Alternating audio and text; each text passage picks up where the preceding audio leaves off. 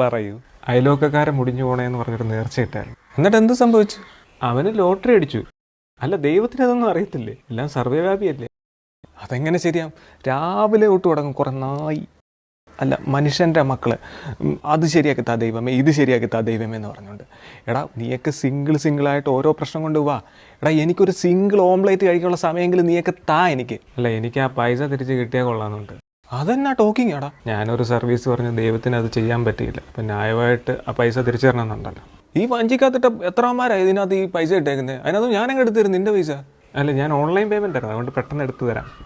അന്ന് എൻ്റെ പേര് ദുരുദ്ദേശ്. നല്ല പേര്. 10 രൂപ ഇല്ലേ? കിട്ടിയില്ലേ? പോകരുതോ? അപ്പോൾ ഇനിയും കാണാം.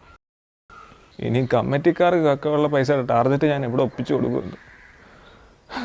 ഇങ്ങനെ ഓരോരുത്തന്മാർ വന്നു കഴിഞ്ഞാൽ ഞാൻ എവിടെയും എൻ്റെ ഈശ്വര പറഞ്ഞ പോലെ അത് ഞാൻ തന്നെ അല്ലേ.